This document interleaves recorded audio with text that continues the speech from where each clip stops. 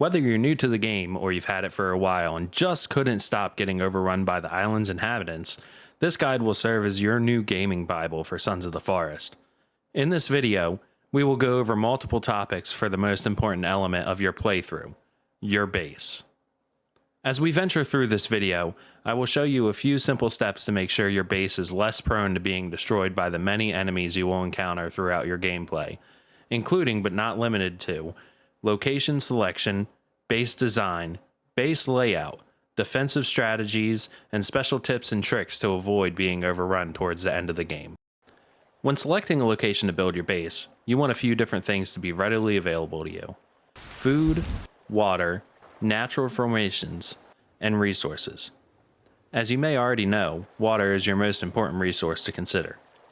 Building near a body of water that is easily accessible by foot is essential to your survival.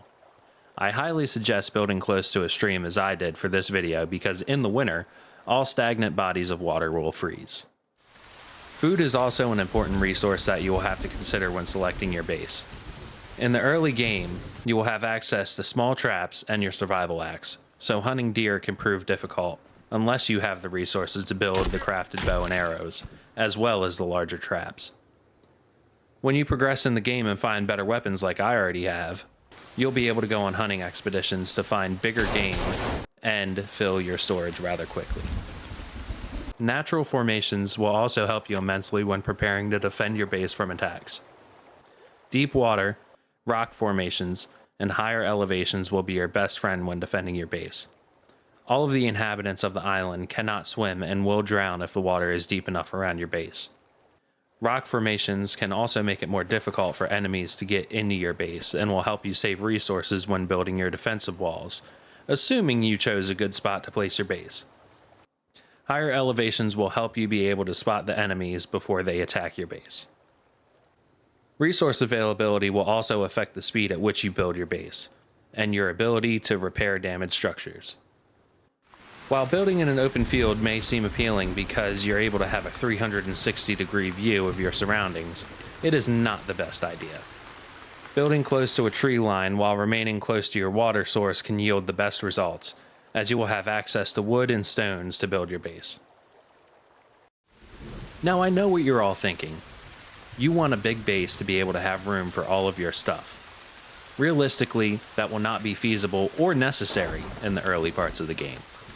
As you progress through the main story, you will find more tools and weapons that will make base building faster and easier, so focus on the basics for now.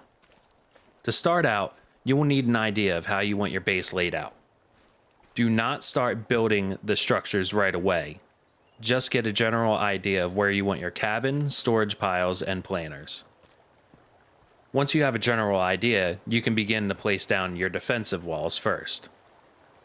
Your defensive walls can change as you expand your base throughout the game. Always, and I mean always, use the biggest size defensive walls. The short defensive wall doesn't help much at all. To start out, I recommend leaving approximately 4 to 6 feet between the walls and any objects you want to place down. If you are building prefab items, like your cabin and the storage piles, you can place the blueprint down to help you visualize the layout better. Once you have your defensive walls up, it will probably be time for you to sleep in-game. Place a tarp down with a stick and save before you sleep in case you die within the first 30 seconds of you attempting to sleep. Once you have your defensive walls up, you can begin to gather resources for all the objects that you placed earlier. All the storage piles will need sticks, which can be gathered by chopping down small trees and bushes, and your cabin will need full-size logs gathered by chopping down bigger trees. Once you have completed all your resource gathering, it will more than likely be time for you to sleep again. Build an actual bed inside of your cabin, and you will get more restful sleep since your character will be less worried about getting taken out in his sleep. Base designing isn't the easiest and takes a lot of trial and error to see what works for you. So now we will dive deeper into base layout and cabin building techniques.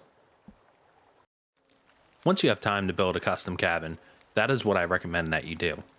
The basic cabin is decent for the beginning of the game, but as you progress, I recommend building a bigger cabin to store all of your stuff that you're going to be gathering by exploring.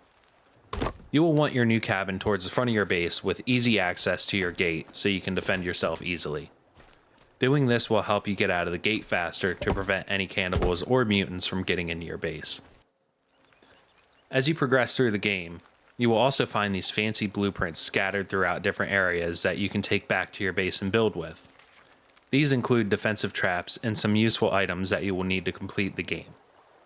Place these blueprints in the most defendable area of the base, as the cannibals and mutants will want to attack these first to prevent you from getting further in the storyline of the game. Building a custom cabin can be a daunting task for a beginner, but here I will show you how to build a killer cabin. For a cabin like we are going to be building here, you will need a relatively level surface and a good amount of wood.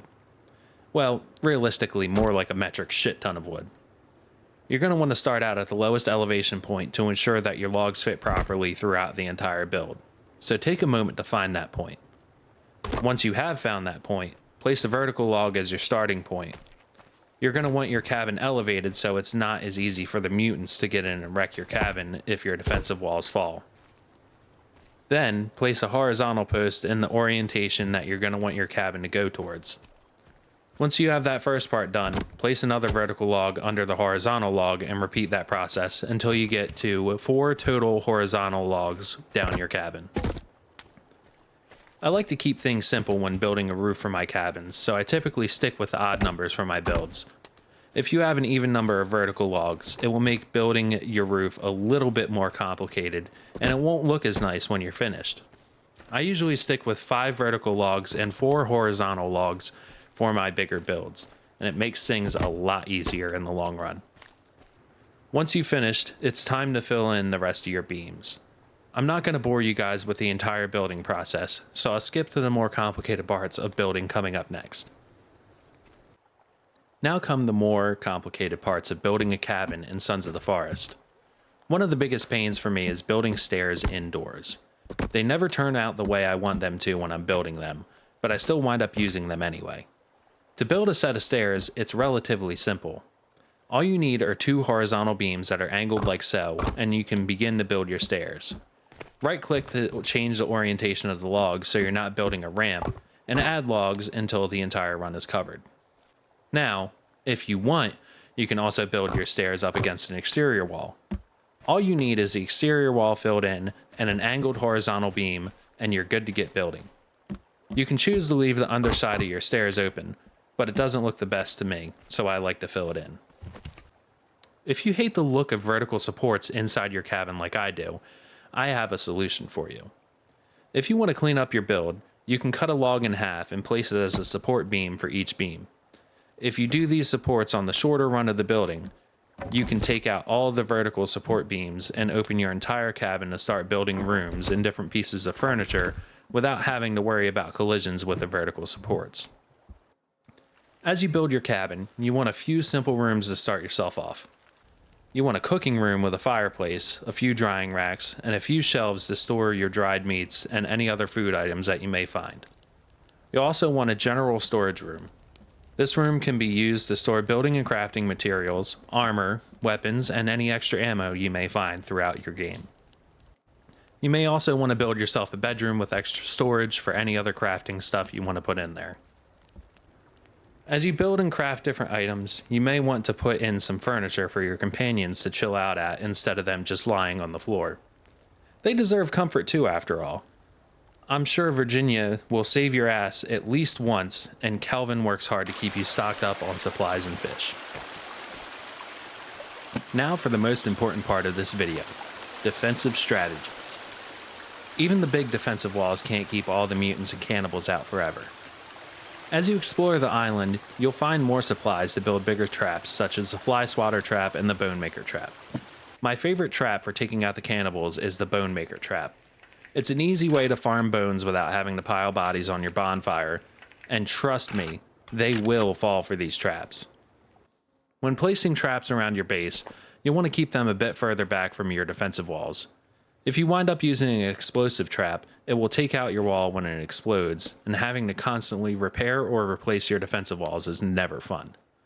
Place traps around your base about 10 to 20 feet from your wall, so they're still easily accessible but not easily activated by you.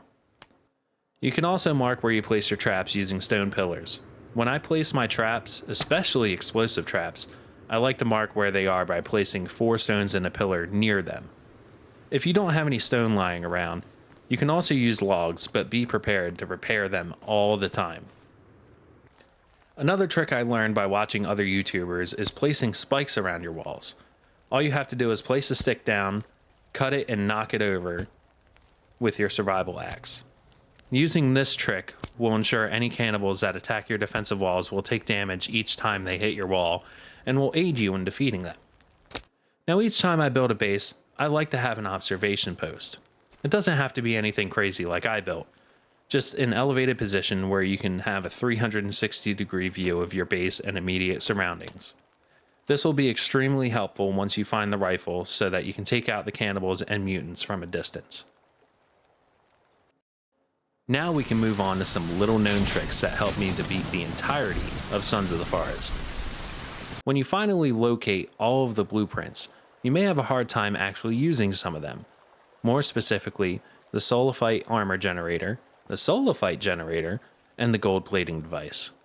Many of you may ask, why would these be a bad idea to put into my base? Well, let me show you.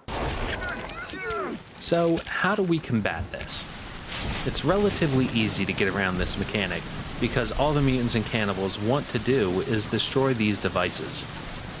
All you have to do is put these devices on a houseboat. If done properly, you'll be able to easily farm all the mutants and cannibals, and you'll be able to get everything done with very little effort. Personally, I like the challenge of defending my base from these waves of enemies, but everyone else may find it a bit too challenging.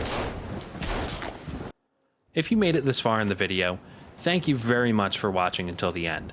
If you found this video informative or helpful, please consider subscribing or giving this video a thumbs up. If this video does well, I'll work on more Sons of the Forest related content. Thanks again for watching, guys. I'll see you in the next video.